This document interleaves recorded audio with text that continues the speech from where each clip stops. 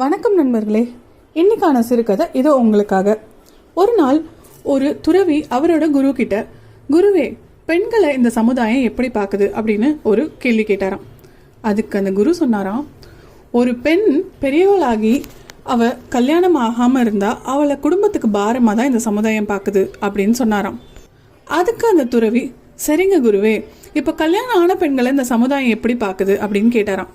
அதுக்கு அந்த துறவி சொன்னாராம், ஒரு படித்த பெண் கல்யாணமாகி வீட்டில இருந்து அவள் குடும்பத்தை பார்த்துக்கிறா அப்படின்னா அவள் படிப்பையும் விரயமாக்கி அவளோட கணவரோட காசையும் விரயமாக்குறான்னு இந்த சமுதாயம் சொல்லுது. அதுவே ஒரு படித்த பெண் வேலைக்கு போறா அப்படின்னா அவள் குடும்பத்தை சரியா பார்த்துக்காம வேலைக்கு போறா அப்படின்னு சொல்றாங்க. இதுவே குழந்தைங்க இருக்க ஒரு பெண் வேலைக்கு போறா அப்படின்னா அவள் ரொம்ப சுயநலமா அவள் குழந்தைங்கள பத்தி கூட கவலைப்படாம அவங்கள விட்டுட்டு வேலைக்கு போறா அப்படின்னு இந்த சமுதாயம் சொல்லுது. இதுவே ஒரு படித்த பெண் வீட்டில இருந்து அவ குழந்தைங்களை பார்த்துக்கிட்டா அவ எந்த ஒரு அக்கறையும் இல்லாம ரொம்ப சோம்பேறித்தனமா வீட்லயே உட்காந்துருக்கானோ இந்த சமுதாயம் அவளை குறை கூறுதான். ஆனா இதெல்லாம் தாண்டி பெண்களை அவங்களோட கனவுகளை அடையிறதுக்கு கை கொடுத்து தூக்கி விடுற உறவுகளும் நண்பர்களும் இருக்கதான் செய்யறாங்க ஒரு பக்கம். இப்படியா அந்த துறவி கேட்ட கேள்விகளுக்கு அந்த குரு பதில் சொல்லி முடிச்சாராம்.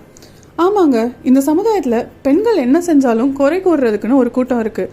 ஆனால் அது ஒரு பக்கம் இருக்க, அவங்களோட கனவுகளை நிறைவேற்றுறதுக்காக அவங்களுக்கு எல்லா வகையிலையும் உதவுற நண்பர்களும் இருக்காங்க, உறவினர்களும் இருக்காங்க.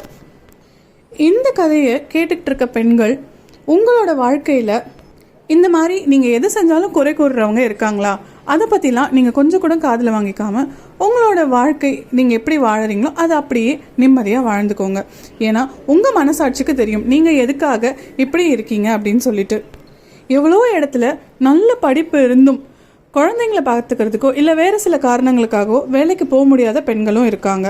நிறைய வீடுகளில் படிக்காத பெண்கள் எவ்வளவோ பேர் அவங்களோட குடும்ப சூழ்நிலைக்காக வேலைக்கு போயே ஆக வேண்டும் அப்படின்ற இடத்துலையும் இருக்காங்க.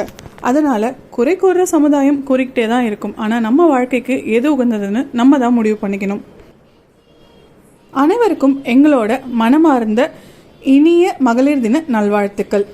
இந்த வீடியோ உங்களுக்கு பிடிச்சிருந்தா லைக் பண்ணுங்கள், ஷேர் பண்ணுங்கள், மறக்காமல் எங்கள் சேனலுக்கு சப்ஸ்கிரைப் பண்ணுங்கள். இதே மாதிரி இன்னொரு வீடியோவோட நான் உங்களை சீக்கிரமே சந்திக்கிறேன். அது வரைக்கும் வாழ்க வளமுடன்.